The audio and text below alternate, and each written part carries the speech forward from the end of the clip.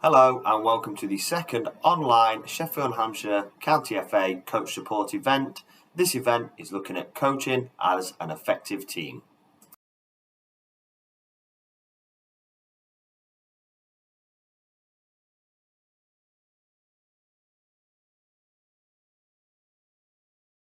Activity time. If the kids are active, that's activity time. The bits where we're talking as coaches or we're setting stuff up or at the start and the end of the session where they're not, that would be almost dead time, if you will, which means the kids aren't playing. So ball rolling time is the activity time for your players. And we want that as high as possible because it means they get more goes, more repetition at everything we do. And it's a common question we get asked actually quite as coach educators, coach tutors, deliverers, whatever. How do I make the players fitter? Well, first and foremost, if your activity time's high, your players will be fitter because they'll be active more often. So that's why it's really important that we define that early on. So it gives players the maximum opportunity to learn and develop, and it also gives us as coaches the maximum opportunity to observe and support your players. So we can achieve this by having good structures, really good habits, and embedding those habits within your wider team, your coach support team, maximising playing and development time and repeating practices. And I'll say it again, repeating practices. We're not going to be scared to repeat stuff. We're not going to feel like we have to reinvent the wheel every week. So over the next few slides, we'll outline some of the top tips for increasing our ball rolling time. So first and foremost, having and sharing the plan.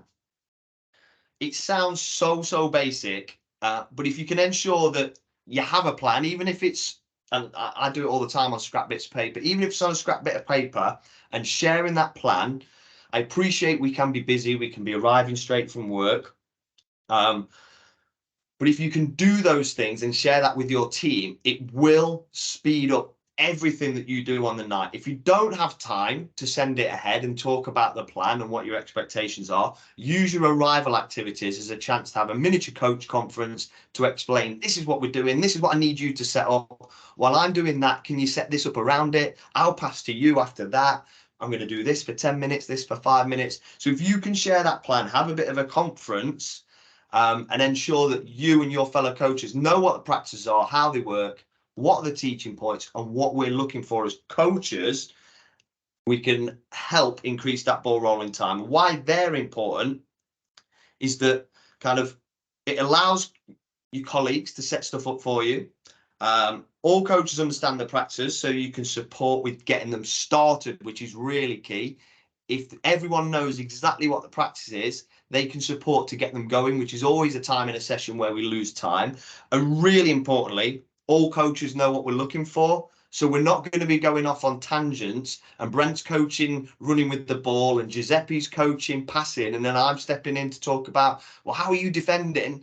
It keeps everyone on task, and that's the coaches. It keeps us all on the same script and avoids those heavy moments of coaches talking too long, which absolutely kills your ball rolling time. So next up, arrival activity is a really good way to increase your ball rolling time quickly.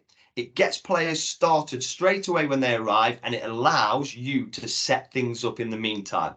So they're a great tool to get players active straight away. They allow you to set up. Arrival activities should be really simple, as much as we can player-led, unless you've got 4 or 5 coaches. Players should know them by name, so you can say football, tennis, bang, and they know what they're doing straight away. And most importantly, they should be safe. And the reason I'm saying that is the last thing we want is one kid in goal and 8 balls coming at them and they're getting pied in the face or running into the post or whatever. So it's really important they're safe. And they just allow players to crack straight on with something and us to set up and have that little pre-session conference where me and Brent talk about exactly what we're going to do. So on the next slide, we've got some examples. So football, tennis and volleyball are the absolute favourites. The kids love it. Give them 5 cones, give them a ball, off you go. Rondos or pig in the middle if you're old school. Keep you uppy challenges that you can find on YouTube. Goal recreation challenges, that's something that I've used a lot this year, and the kids, they go mad for it. So I show them a goal on my phone and I ask them and challenge them to go and recreate it. So it might be David Beckham's free kick against Greece. What have we done this year? We've done Steven Gerrard. It's a bit old school for these kids, but Steven Gerrard against Germany, you know, the chest and volley. We did an Isaac goal, the one against Brentford, the curler. So show them a goal and send them off to the other end of your pitch to practice, to go and recreate it whilst you set up. There's loads of examples on the links there. We're not going to click on them now because I don't want to use that time to watch them. You'll get the slide deck and you'll be able to watch them in your own time. There's hundreds and hundreds of arrival games, but really great way to buy time back at the start of your session and get your kids active. Session organisation. This is key. A good organisation will reduce the amount of time it takes to go from practice to practice. For me, this is the #1 cause of low ball rolling time. Maybe it's first, maybe it's second, but I think it's top. So some top tips. Cones and colours. Do not mix and match specific areas. Every area needs to be one colour.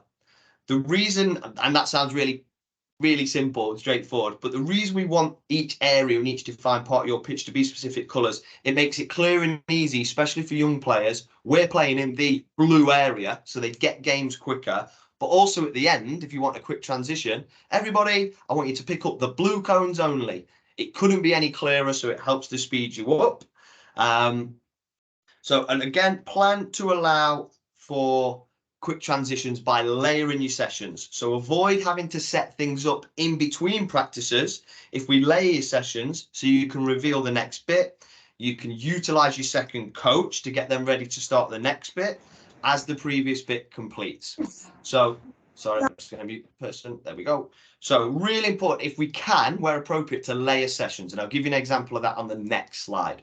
So for those of you that came to our face-to-face event 2 weeks ago today, the one that I delivered, this is the organisation for that. So as you can see, there's a red square with some goals on it, inside a yellow square with the main goals on, and then there's a larger pitch.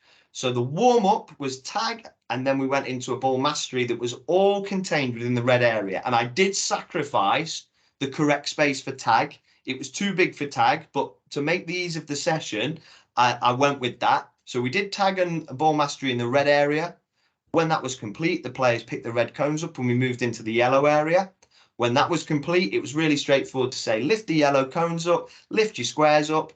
We push the goal back while they're having a drink and we're straight into the space for a pitch. So that's what we mean by layering a practice. You can't always do that. And that is fair enough. You can't always do it, but where you can, try to layer the practices so that you can remove and reveal the next bit. It will speed up your transitions between practices and save you loads of ball rolling time. Next up, timing and practice management. So pre-plan and share with your coaches, we've already covered, but having a clear structure to how the session is built, how long each section is, and how each section is broken down is really a useful tool for you. And then it's really crucial that we enforce that as coaches, and you have to work together as a team for this, sticking to your timings. Do not try to nick 5 minutes from the game at the end because something's going really well, or it's not going well and you're frustrated and you want to keep persisting with it. That time is ring fence. Never ever steal time back from the game to stretch stuff out.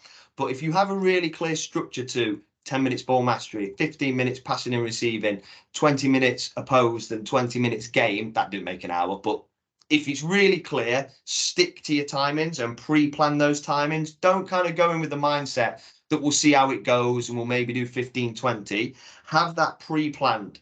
And I really like ring fencing the time at the end of your session because it puts pressure on you as coaches to beat the clock. You need to be ready to get into the game with 20 minutes of your session remaining. So it puts that pressure on you as coaches.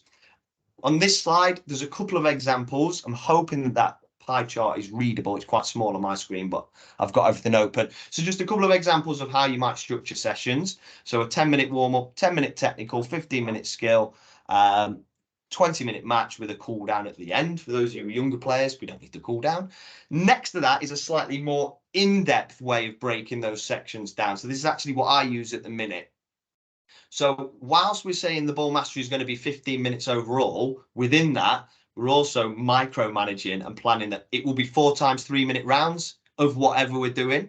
So you can see within that, we've got a 15-minute block. We've got 12 minutes of activity time. So that puts the pressure on me as a coach in this instance to be really clear in the introduction. This is the game, go and play. And it also ensures that I don't overcoach. And it means we stick to the timings and we do that 15-minute block and we move on to the next bit. And again, as you can see, there's another 4x3 In the 20-minute section, it's 4x4 minutes. So you can go into that sort of detail. And again, by trying to beat the clock and staying on time, it will ramp up your ball rolling time. Interventions. So if slow transitions between practices is number one, I'd say this is probably number two. Brent might argue it's the other way around for like slow ball rolling time. Coaching interventions, they're right up there. As coaches, we can be guilty of talking too long. The one I do, repeating myself too often. I've made a point and I make it again. I can't stop myself. Or firefighting. And by firefighting, I mean we try to fix everything that's going in the session instead of focusing on the topic. So we recommend planning your coaching points, using bullet points, and I'll come on to that in a moment, and also thinking about how you might plan to deliver that information. So there's going to be a couple of examples on the next page. Sorry, just get a message through. A couple of examples on the next page, but the key thing for me, in fact, I'll cover that in the next bit.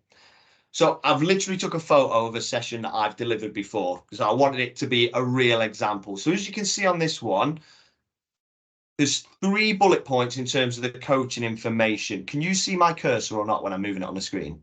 Yeah. So here you can see the 3 bullet points that I'm looking to get out of that practice. I've not written paragraphs. And for me, if you can't get it into a bullet point, you're going to struggle to translate that for your players. So you might have a separate section where you do more detail. But for me on the session plan, bullet points, because it makes sure we've got it a simple enough message that you can get it to your players. So there's 3 clear bullet points there. There is a bonus one, because if my players arrive and they're absolutely flying and they smash all of that straight away, I do need to be able to stretch them. But I've also on the right-hand side pre-planned some questions as to how, if I need to, I'm going to pull that information out. So you can see on there, I've pre-planned questions that all link back. In the red, that's kind of the expected answer that I'm wanting to get back. I don't know what I will get back, but working in theory, I know if I'm going to do 4 times 3 minutes in a 15-minute block on this game, and it takes me a minute to explain it, I've now got 2 spare minutes. So by using this, I can get in really quickly after a couple of rounds, ask them about if we attack one goal and we can't get in, what might we do? We attack the other one. Brilliant. Go and try. And that's my coach intervention. It's taken 10, 15, 20 seconds and off we go. And I just want to reiterate on this before I move it on. For me, if you are doing multiple rounds of a game, you need to give your players a chance to buffer. And by that, I mean they need a good 2 rounds at any game that you deliver before you can start to coach them, because they haven't worked the game out yet, and you won't start to see them doing the stuff you expect until you give them a chance to practice it. And that way, if you do 2 rounds back to back, you've not coached, you're banking loads of ball rolling time as well. And there's just a few other examples here of ways that I've tried to break things down into bullet points, and you'll be getting a slide deck. And finally on this, utilize a practice menu. Reuse practices. Do not be afraid to reuse practices. You're not cheating. It reduces the players' buffering time because they know the practices, they know the game, so they get straight into it, and we get straight to the good stuff, as I would call it. All we need to do as coaches, and not every time because you might be doing the same topic, is you can change your focus of you and your coaching team for that practice depending on what you want to get out of it. So on these next slides, there's just an example here of a standard 3 against 2 with a recovering defender. So Blues come out, give it away.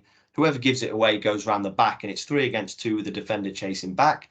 We could use that for counter-attacking, defending counter-attacks, defending defensive third, finishing the attack, pretty much anything that encapsulates those areas of the pitch. So running and moving with the ball, passing and receiving, attacking movements, defensive movements. One practice could service all of that. So we don't always have to replan and do something new for a new topic. We could just use something we've done before, and we change our focus as a coach. And just another example here. This is a standard game of kind of 6, 7 or 8 players retaining possession. 5 passes equals a goal, or getting it from goalie to goalie. If the Reds win it, they go and score. And you can use that to work on playing out from the back. But if we can use it for playing out from the back, we can definitely use it for pressing from the front, for example. And then all the stuff that comes off that, it might be intercepting, it might be passing and receiving, connecting and combining, etc., etc. So they're just a couple of examples just to reiterate that we don't always have to use new and exciting practices. If the players know the practice and it's set up how they remember, you can simply say, do you remember that game? We've got it. Go and play. And you banked a load of time there that you would have spent explaining something new. So we'll relax there. I've thrown a lot at you in that first 10, 15 minutes, but we really, like we said earlier, we really wanted to ensure that we kind of covered that, because we feel if we're not hitting a good level of ball rolling time and having that structure and organisation, some of the stuff we say later on might be difficult to pull out. So what I'll do is I'll be handing over to Brent. So I know it does say any questions. If you've got questions, stick them in the chat and I'll be happy to answer whilst Brent takes over from here.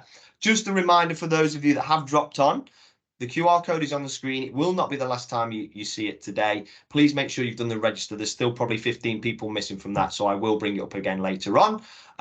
So I'm just going to move it along one, and I'll be handing over to Brent, but there's a few teamwork quotes on the screen there for you just to peruse whilst Brent picks that up.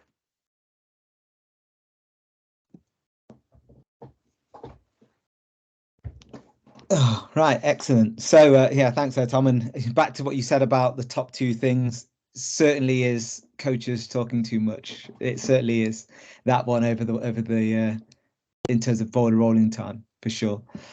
So yeah, coaching as an effective team, as you've kind of talked on already, you know, sessions to be planned and organized, and making sure expectations of everyone are managed. Really, it was obviously a key thing in terms of time at Derby, you know, working with coaches like Tom and all the rest of them, and you know, in any walk of life, that you have that discussion before.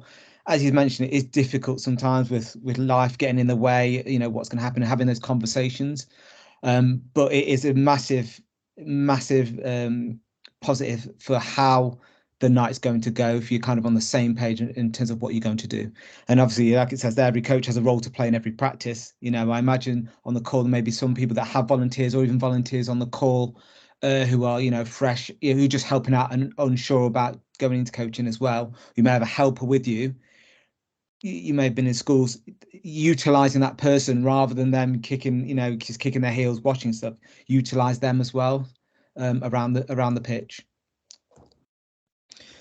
So kind of things to consider in terms of the smaller groups. These are the things that come out of it. You know, you can. We talked last time about, you know, building relationships and being able to give that personal feedback. You know, really get to know your players is a really big thing in football. You know, they come, they enjoy the game, but ultimately they want to feel valued and feel like you've noticed them in a session. Now, whether that's something that they've done really well or whether that's something that you want to support them with improving on, they kind of really yearn for that personal feedback. It makes them feel a sense of belonging as well to the group. Encouragement and support, like we've just mentioned. And then, you know, from a coach's point of view, it can be manic depending on the amount of players you've got. So what you try and do is lessen that chaos, really. And like I said at the bottom there, make it easier for you to coach. You know, you do this to support the players. You want to notice things that are doing well or support them to do things much better. And by having smaller groups, it just allows you to kind of see those pictures, have those interactions. And like it says there, reduce the ratios so you can really support the groups. So this is kind of, you know, something from the FA in terms of play engagement here, and looking at, you know, the environment, relationship. And this is the coach. So a good coach and a good coach. Now, there's a lot of things on this kind of graphic here, and kind of picked out, you know, for a reason. That there is a lot, and everyone on this call as coaches will have, you know, real super strengths of, you know, their personality, their ability as a coach. And if you think of this now, having to do all this at a really, really high level is very difficult. And ultimately, that's why we're on the call tonight about maximizing coaches. You know, I know for me, I've got areas that I have blind spots, if you like, areas that I kind of need to look at. And so by working with other coaches, you may find that they might actually be better at one area of this, and then you fill in the blanks. So it's just about, you know, kind of relying on each other to do the best as a pair or three or however many you have for the betterment of the group. At Derby, we had, you know, like action plans for us as coaches, and, you know, we talked about there were areas of standards of the club, the game, which was like our knowledge, plan to review, the environment, So that's teaching and learning strategies that we had, the players. So again, thinking about the long-term player development, the four corners, differentiation, how we do that, how our ability to give player ownership, and then understanding ourselves as well was another one. So these were 5 key areas for our development at Derby that we were rated against across the season. If you think about an appraisal, looking at that, and so I know there's loads of partners I work with. I can think of one now who really was analytical, really good at video, really good at analysis and solving problems. And so, I really bounced off him. So in case of, we're watching the game at the end, as an example, I'm looking at the game. I've said, we've done the practices, we've gone for everything. And I'm asking him, what are you seeing? So I want to know, is he seeing what I'm seeing? Are we checking and challenging each other as well, just to kind of confirm, what we should do next? Has what we've done already worked? So that's where kind of this slide comes in terms of a lot of areas for coaching, but just be aware that there'll be biases that you'll have. There'll be blind spots you'll have as well. And that's where working with others can really benefit you and benefit the group.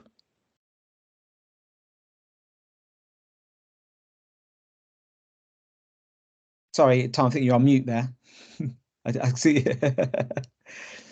Yeah, so in terms of coaching dynamics, building and maintaining positive relationships, and these 3 are key that we've put in really in terms of building it with other coaches and working effectively in a coaching pair. And obviously it might be more than a pair with planning, delivery and evaluation, that plan to review that we've kind of talked about, and then utilizing the integration of related disciplines to improve. So that's using other people as well. Obviously, at Derby's a different environment to, I know, grassroots, and using other departments is key. But obviously you have other people within your, grassroots clubs as well, if that's the kind of setting you're in. But ultimately, these things as well are things that you kind of want the players to do. So again, I know last time I talked about, you want to live the behaviors you want to see, essentially. And, by building, maintaining relationships with other coaches, you're showing the kids that it's not just you and this other coach is just there to watch you and pick up cones. It's a partnership to support them in the same way they on the pitch have got to work together to try and get a result. Working effectively in a coaching pair, again, them working with each other. What are each other's strengths, weaknesses on the pitch? Because kids will know them. Usually the younger they are, the kind of more happy they are to tell each other as well. And then, like I said, integration of related disciplines. Again, they will use anyone that's around them, whether that's the coach, whether it's the parents, etc. They want to be better, and they will soak up a lot of the information. So that's kind of where this comes from in terms of coaching dynamics and kind of making sure that off the pitch, hopefully gives you the right kind of balance on the pitch in terms of what you're representing through the players you've got. So so there's loads of different roles in a session here that I've kind of put some, and you may look at some of these and think, oh yeah, that's me, that's definitely me. Or you may think of someone who you coach with and go, yeah, that's definitely them, etc. We all come across them. That the top one, the driving one, that motivating players, that high intensity work rate, usually I find works really well with especially defensive topics, which not everyone, not every group of players really likes the defending when you say we're doing defending, etc. Pardon me. But we obviously all know that it is a really important part of the game. But that driving, that motivation, that tone in the voice, etc. It might be that one of your coaches is better at motivating and doing that, and they drive that bit of the session while the other one observes. To the coaching, delivering the key information. So again, you might have one that just sandbags and the other one really goes in and delivers that key information in a variety of ways. And that might be to individuals or the group. So it might be that you've got a lead coach delivering a practice, but actually the other coach is coaching maybe individually. Or, you might open up, like I've said my piece, I think we need to probably think about our approach when we're pressing. Anything more from you, Tom? And he might come in, yeah, I've got this point as well. So you're bouncing ideas off. So if I miss something, it's not all on me because, Tom's in and he might pick up something else. In terms of at Derby, we had to obviously look at individual learning plans there. And that's kind of the key way we looked at it at the club in terms of every session, there'd be target players within there. So you'd have a group of, say, 15. And every week you'd say have probably 3 of those players that would be targeted. So the sessions are basically built around those 3 players.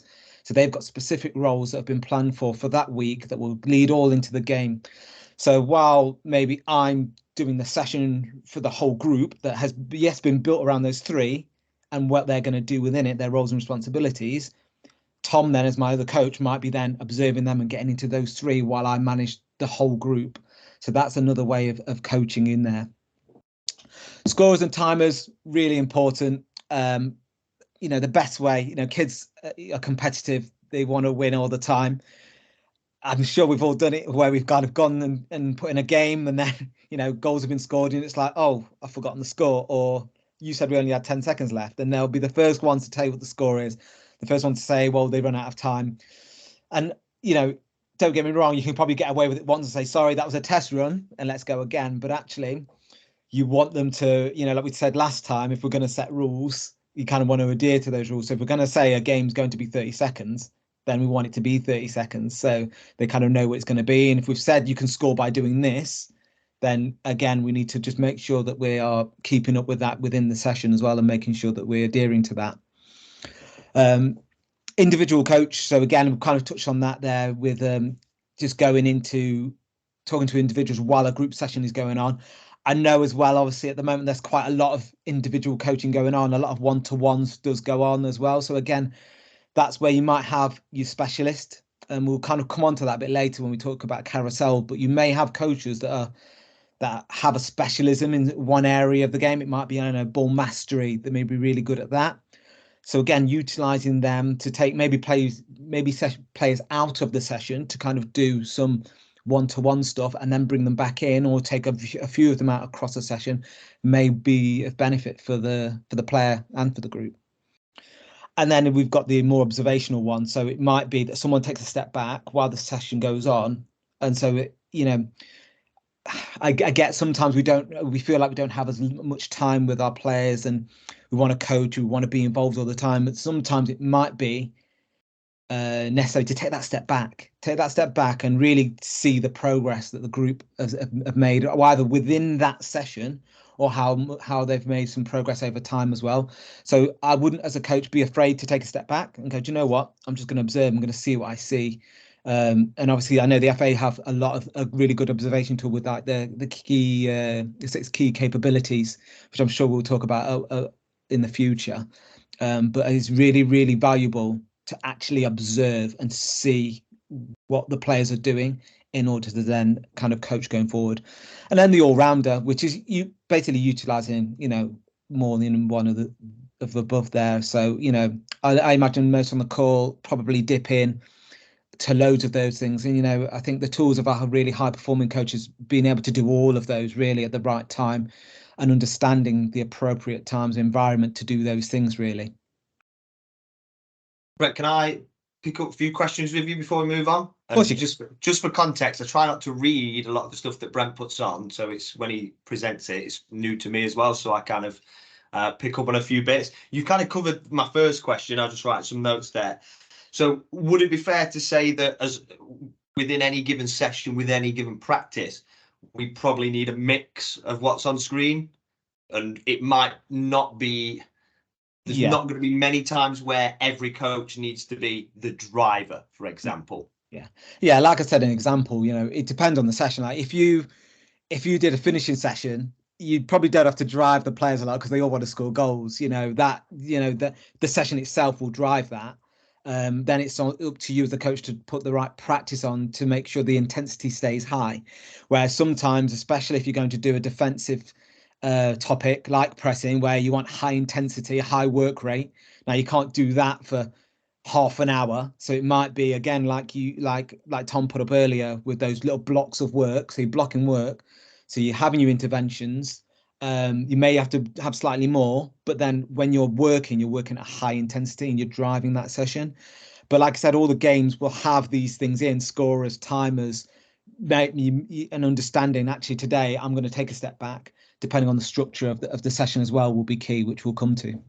Yeah, I think I would add to that if me and you were coaching, and if it was your practice, and like Brent's planned and it's his practice, I would probably take the role as the driver, because if Brent's doing that, he's going to be putting all his energy into that and trying to drive and encourage and praise and not concentrating on the good stuff that's happening. So I think, just for context there, I think if that was me and you and we had a pressing session, I'd drive it because it's your practice, and you would then be able to remain calm to ensure that you were observing. Another thing that's really struck a chord with me, and it may with others in the call, the timing and the scoring. It's so important. And I got pelters last week in my session because I kept losing track of the score because I was trying to be lead coach, driver, scorer and timekeeper. And this is an area that I imagine other people on this call will probably think that can be me sometimes. I want to do everything. I want to be I want to be at the heart of it. And my co-coach was standing on the opposite side of the pitch doing nothing. And it could have been as simple as me to just say, Paul, can you do the timing and you keep the score so I can focus on what the players are doing? And it just struck a chord with me because it's so important for the players. And sometimes we forget how important that is. But also for me, if I'm trying to juggle 8 things at once, that's going to be a challenge. So that really struck a chord with me. And you kind of covered coaches having specialisms, and I can think of the coaches you were talking about and referring to. But within our context, within this call, it might not be what we would consider your specialisms. It might just be those areas that you feel confident to do. So for that context, when I came into the academy environment, I was paired with a really strong coach, and it was helpful for me because it allowed me to do stuff that I felt comfortable doing, individual stuff, quiet words in players' ears. He'd come to me to drop a point in from time to time because that's what I felt confident doing at that time. Now, years later, it's a slightly different picture. But when you are working as a team, if you are new in, or if you're maybe the more senior coach in your setup and you've got new people in, that's a skill in itself to give people kind of the chances to show off the stuff they're really confident in, and maybe you take the lead in other areas to allow them to kind of pick up and learn from you. But I just thought they were kind of 3 points that came to mind. I did say I was going to ask you questions. I asked you one question. I'll move on. It's fine. So if you just took back to the scoring and its constraints as well. Like if you put a constraint in a game, but then you don't follow it through, then you lose the value of why you put it in the first place, and it tells them, well, it doesn't really matter. Then they can do what they want, like if they do that. So again, it should go back to kind of what the outcomes, the intended outcomes you kind of want from the practice as well. And like you said, lighten the load on yourself. If you've got all these things to think of, lighten the load if there's another coach there as well to support you. Yeah. So again, session structures we're kind of going to come on to now. Again, a lot of these things, teamwork, efficiency, we've talked about maximizing ball rolling time and quality of observations and coaching, which I've kind of touched on there already. But teamwork and efficiency is massive. Like I just said, you lighten the load on yourselves. There's a lot to think about. I know sometimes you rush into training, you want to get everything out. Tom's already mentioned it. You want to coach everything you see, and actually you can't. You've got to top it. You kind of want to work on that, whether it links to the match coming up at the weekend or it links back to the match last weekend. You've already got enough going on. So yeah, for sure, definitely it's trying to be efficient with the time, sometimes space that you've got, the facilities that you're using as well for the benefit of the groups. So we've got like 3 session structures now, yeah, to kind of come on in terms of how they might look. Yeah, so we're gonna go through a few different types of session structures. Some of this may be for those of you that, if you've only done maybe Playmaker, you might not have seen some of these structures. If you've been on an old level 1 or an intro to coaching or above, you should have seen most of these structures before. So I'm going to skip along. Before Brent dives in, I just wanted to put this slide on because we will refer back to this when we do some specific examples in this next section, which is just the step principle, which is for us as coaches a way to adapt practices to support or meet the needs of our players. So it can be looking at the space, making it bigger or smaller, the task, the equipment, and then the people. So you underload, you overload, you're in balance. So we will refer back to that over the next few slides. So I just did want to include that on. So I'll move along. Yeah, so here's you've got your examples of, a session structure up the steps. So as you can see on the screen, this session allows practice to kind of get a little bit more difficult as it progresses through. It's interesting because actually, as you put the step principle up there, Todd, I kind of thought straight away. Like, how many times have we set up a session, an area, and you get playing and you think, oh, that's not right. And again, rather than trying to coach and then rather bring it in or make it bigger, again, you've probably got another coach there and say, look, I don't think this is going as well. What do you think while they're playing? Do you mind just knocking it out 5 yards, etc.? So again, that's one of the steps there. But yeah, in terms of session structures, yeah, it kind of gets more progressive in this kind of structure here. So more difficult as the scenario, as the practice goes on. So in terms of the effect on the coaches with that, you've got smaller group sizes, so it allows for the coach again to think about the ratios, think about managing the difference within that session. So if you've got sessions there, you can mirror sessions, split them down, so you can both be doing the same thing, but side by side. So again, you're getting much more repetition. So if you think of the skills, the techniques that are going on in each practice, they're now getting double the amount of goes at something simply because you split them in half, because you've got two coaches working side by side. In terms of managing the difference again, so you may have a group that may be just a higher level, slightly higher level than another. So again, it allows them to be a little bit more comfortable, to stretch them. You might even, a good high level of planning, have maybe certain different progressions for one group. So although they're doing the same practice, one group may have a slightly different progression or quicker progression than the other group. So they're also working on the same techniques, skills, but they're being stretched at their appropriate range for them at that time. In terms of engagement with the players, so like we've said, every player wants to kind of come in, they want to be noticed, they want to have feedback, they want to have positive feedback, they want to get better as well. So again, by just splitting them in half, you've managed to then be closer. You're closer to each player within that group, because we've already mentioned they're probably going to have more interaction with the ball because there's less of them. So again, you're going to notice more, which then gives you more of an engagement with them across that. And ultimately, you've got both coaches coaching simultaneously. So, you're both working. It's not one watching the other. It allows for you both to be getting your knowledge out onto the pitch straight away. No, I'm not. Okay, so I'm just going to unpick kind of a couple of using the up the steps. So we're going to look at the ball mastery of the warm-up section, and then we'll look at the main practice. I'm not going to cover what this might look like for your full session, but something just struck a chord with me again there. Was around when you are double coaching, when you are doing mirror stuff, that's reducing the planning burden on the other coach. We're not asking every coach to plan 5 different things for a session. What we are doing is saying, I might plan a bit and you're also going to deliver it. So that's really important, because again, if you have someone that's maybe not that confident with you, or you're new in, by having the session already organized and designed for you and your focus is just on delivering it, that can reduce some of that burden too. But onto this structure. So here we have a typical ball mastery game. It's a 1v1. And if we were, I'm not going to say being lazy, but if we weren't mirroring the session up, what we would probably find is we'd have loads of cues, loads of players waiting, and 3 coaches kind of standing around watching that, or 2 coaches. So where we can, do mirrored sessions to increase the contacts, as Brent said. Brent's already picked up on, you can go into the detail of almost pre-planning groups as well. And this is to ensure that we have good matchups. And by good matchups, that could be as categoric as kind of saying the players that we know in a dribbling session are going to thrive, and the players that need that extra bit of support. But there are other ways that we can do that. It might be that you have a physical player who wins dribbling duels because they're physical. So you need to match that player up that week with other physical players to negate their physical strength, so we can start to help them improve at their dribbling, which is something I'm having to do at the moment with one of my players. So just by mirroring the session and doing 2 side by side or 3 side by side, we can start then to do all of the positive stuff that Brent covered there. So in this structure, on this session, we're saying it's a 2-coach job. It's up the steps session organisation. And for this practice, coach 1's going to take a group consisting of players that are newer to the game and they need a high level of support.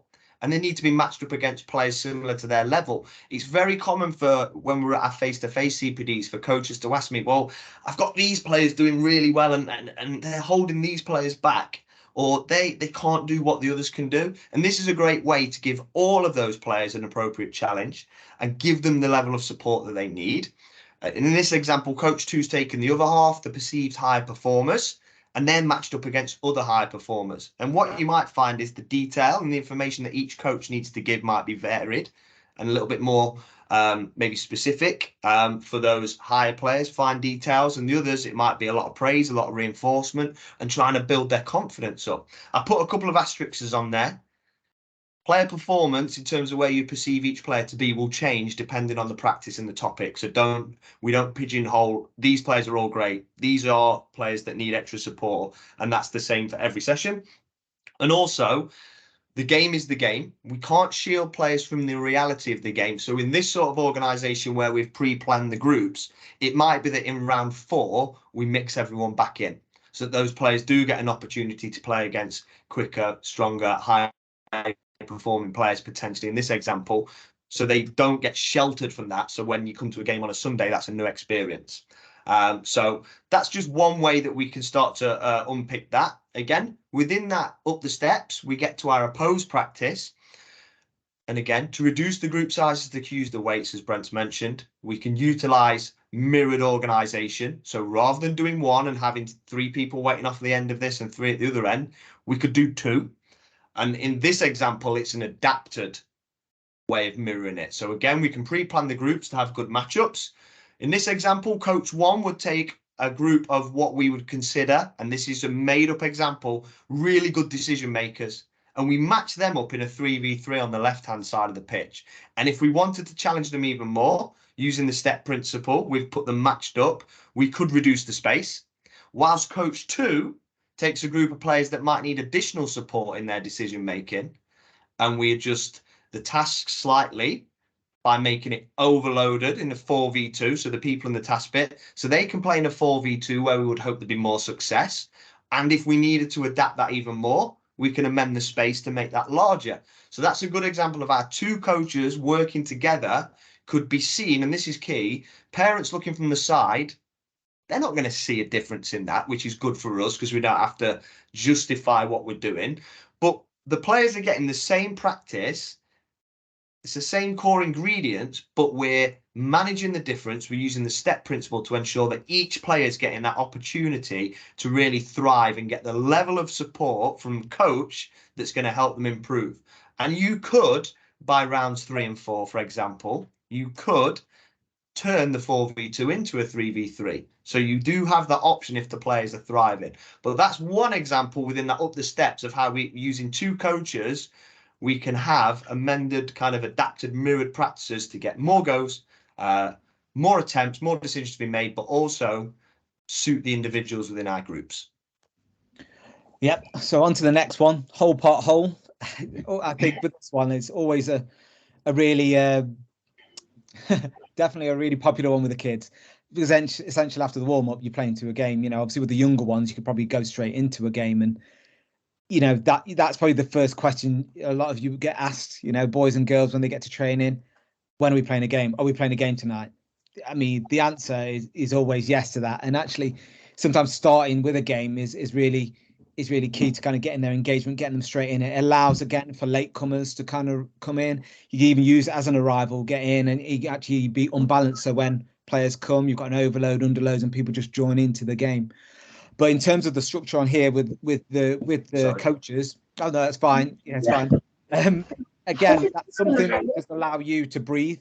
As a coach, you know, like we've said, maybe you're running late, or the other coach who's planned is running late, and actually you can kind of get them into a game, get them started, and allow you to breathe. What are you going to do? Is the coach coming? We even had it before at Derby, etc. Before, it happens everywhere, and it gives you time to observe as well. Another time, a chance to kind of really have a look at the players, who's showing certain skills in the game, because ultimately the game is the game. That's where we're trying to get all the techniques into, is that relevant place of the game. So by starting with it, what are they able to do? You already know in your mind kind of what you're looking for in that session. You can always already be picking out players to maybe go, either go after in terms of, yes, I think you've nailed it.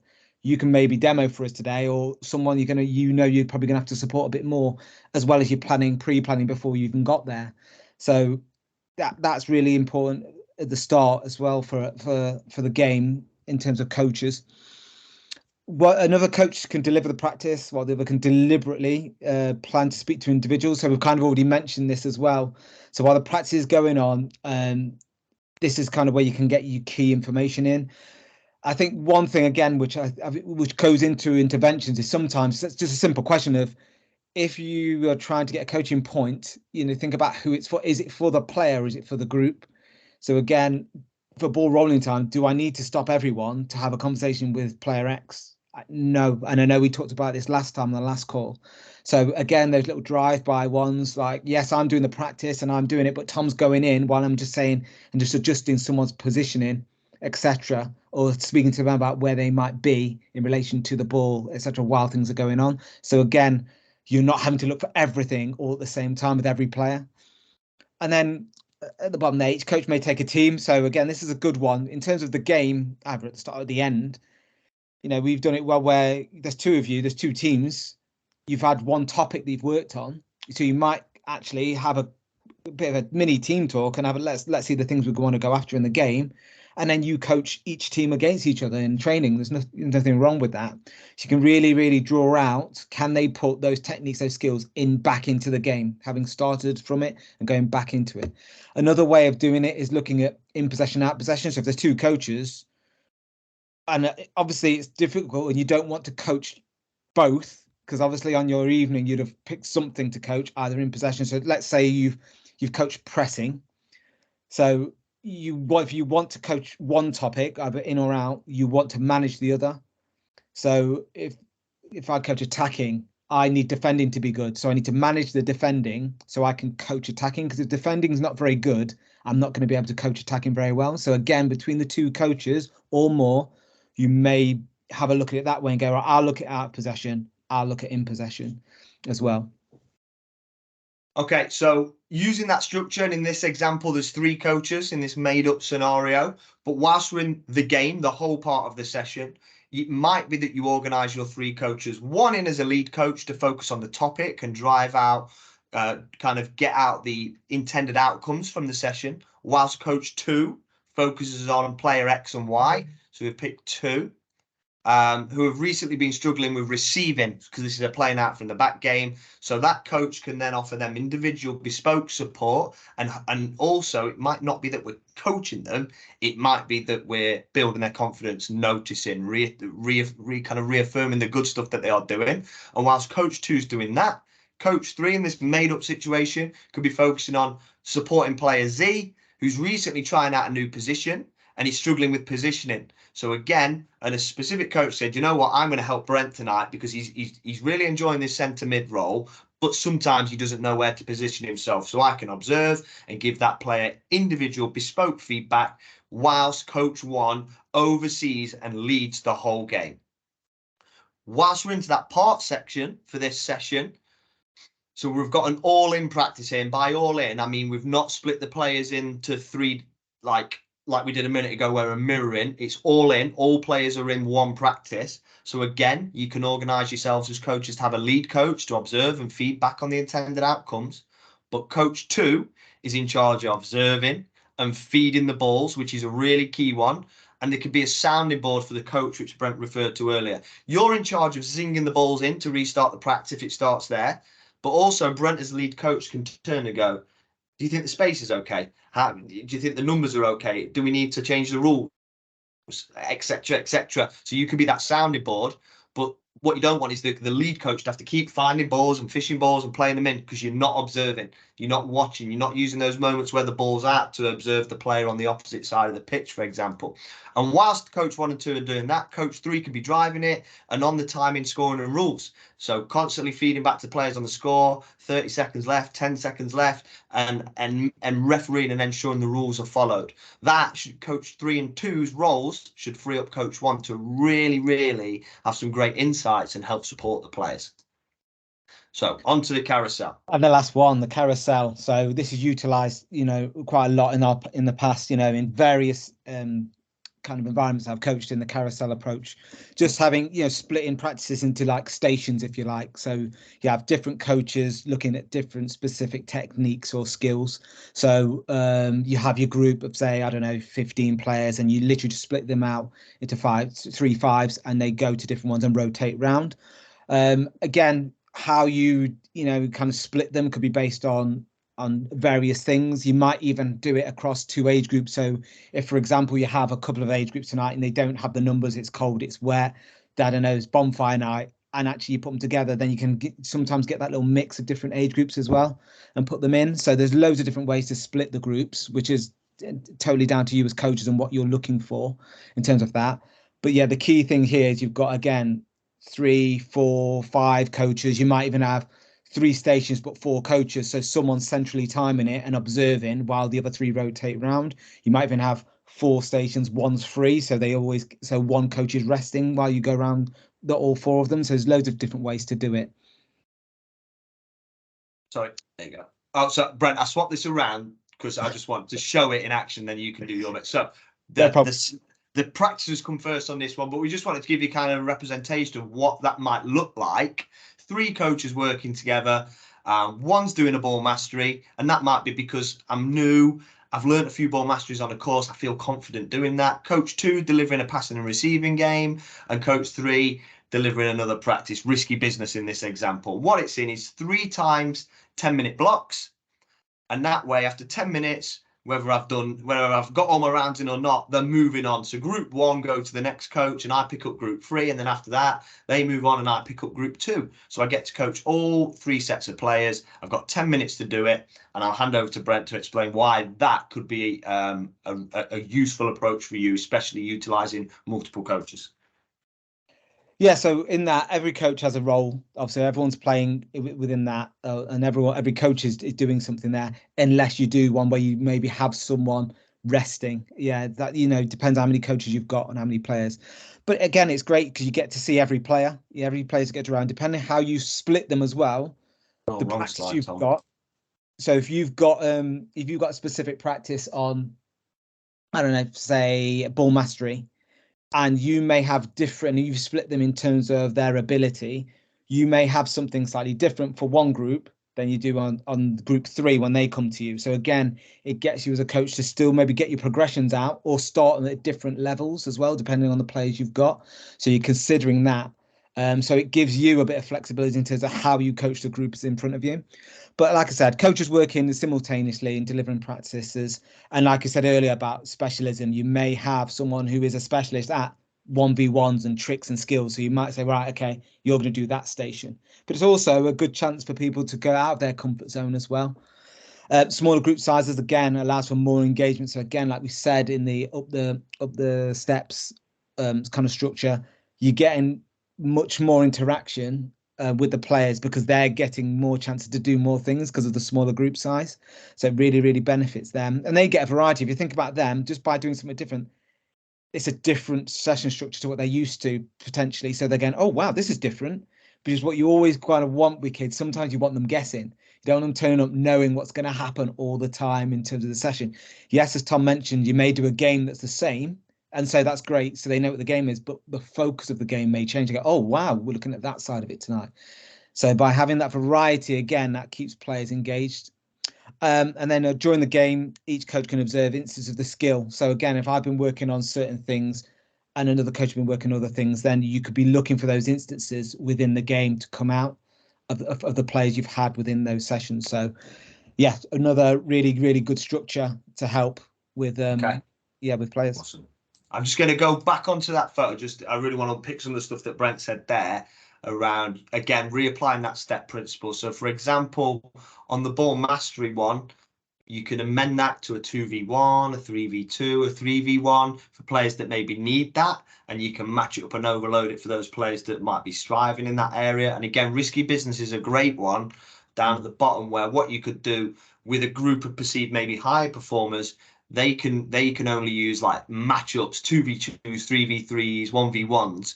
But with players that maybe need that extra space, that extra time, you might have built into that game they can only play with overload. The other kids in the other groups won't even know that's taken place. The parents probably won't notice the difference, but that's you as coaches using the step principle and adapting and managing to get the best out of those players in that situation. And I think the carousel approach is a really undervalued and underused approach to a session, especially for those of you that maybe double age groups that have, I don't know, half a 3G or a third of a 3G and you've got 2 teams on there. It's great when you've got kind of that 20, 25 players to drop them into 3 groups or 4 groups. And as coaches, you've all got one station. You've got to plan one thing and you get really good at it because you get to do it 3 or 4 times. So you feel really confident. You'll see your delivery getting better. And then next time you use it maybe with a bigger group or whatever, you'll feel really confident delivering that. So when we're talking about taking the burden off you as coaches, the carousel approach is great. And then chuck them in a tournament at the end, like Brent said, and then you get to step back and watch all of your good work come out. You can notice, if I did the ball mastery and it was taking players on, I'm praising every player I see take a player on because I'm buzzing because they've done something that they did in my practice. So the carousel approach, honestly, awesome. Highly recommend. And within that, as Brent said, consider pre-planned groups, utilize the step principle for each group that comes to the station. So where's that? We said earlier I need to remove the change the reflection slide. So we have gone 5 minutes over. So we've already we did one event that we kept on time. 5 minutes over. So just some simple reflections on the stuff we've covered. Really important for us if we're gonna try and utilize each other as coaches and work better as teams moving forward, that we have those defined roles for each practice and for the session. Every coach has a role. What we don't want are coaches stood, like Brett said earlier, kind of kicking their heels, they've got nothing to do, because that doesn't make me feel great. But also from the player's point of view, if that's always the same person, the engagement between that coach and the players is going to be lower than it is from the people that are always there doing it. Keep the ball rolling time sky high, especially through winter as it gets colder. Keep your players warm and use different approaches to give your players the best experience. I think they're probably the 4 things we've really tried to pull out today. And I'm hoping that we've given you some fresh perspective on how we can work better as coaches in a team of 2, of 3, of 4, and some different ideas for how you might start to approach sessions moving forward. So with that in mind, we have reached the end of the slide deck. There's an opportunity, as there always is on these, for you to raise your hand or to use the chat function to check, to challenge, to query, to ask questions around anything that we've covered, anything that we've presented. So that is there for you now. So I'll give that a minute or 2 if anyone does, and I'll move the slides on whilst they come in. So just a reminder, I've logged the 3 people that asked me to. I've written their names down. The QR code on the screen now will take you straight to the register. Someone has already put it in the chat function. Please ensure that you log yourself on the register to ensure that you get CPD hours allocated. Ryan has queried, and I actually beat him to it because I queried this with the FA earlier. I don't think they've added the last online one on yet because I've seen other events that we've logged go on. So I've queried that. So if you are looking for that and you're a fan, I am chasing that already, and I will add tonight's register on tomorrow, but please ensure you've done the register. We do have some future online events coming up, so we're doing 1 a month. The next one is Chock-a-Block. I've spent a bit of time on the planning for that tonight, so me and Brent will reconvene later this week or early next week to pull that together, but that one's all around tactics on a match day. So we're going to be looking at formations. We're going to be looking at how we observe the game as coaches and maybe influence the game. We're also going to be looking at positions and how we can utilize positions, specific positions, to really help develop individual players within your group. I don't want to come across as biased, but I think this one could be an absolute banger. So I would highly recommend getting signed up for that one because some of the content that's planned in, I think will be really, really insightful. And the asterisks on it throughout will be, we don't want you all feeling like you're Pep Guardiola or Emma Hayes going off and tinkering everything every Sunday. But what we're trying to do is give you the skills to really observe the game to help support your players. So we've got them coming up. For those of you that do like the face-to-face stuff, we've just completed the autumn series. It's been chock-a-block the last few weeks with events. The winter series is provisionally booked, and I say provisionally because I've paid for the venues. They've just not sent me the confirmations, so they're provisionally booked. We have a core move session, which Brent referred to earlier, being delivered by the FA. That will be a really, really good session to observe, because it's going to talk about 2-player and 3-player moves. So for those of you that want to help players connect and combine and send the ball to each other, that'll be a really insightful one being delivered by the FA. And then, as we've just done coaching the counter-attack, you won't be surprised to hear that the next 2 face-to-face events on the back of that will be around defending the counter-attack, and we will do a 5 to 11 session, and we will do a 12 to 16 session. They will all go live and on the website as soon as I get the venues confirmed, so please keep your eyes out for them. I will say it before we go to any questions, if there are any. Just again, a huge thank you for your attendance tonight. We really appreciate you giving up the time to attend. You will get the slide deck. The links will work for you. And I'll also send you the link to the recording if you want to watch this. Thank you for watching. If you are interested in any of our upcoming Sheffield and Hampshire County FA coach support events, please visit the coach support page at sheffieldfa.com. Thank you.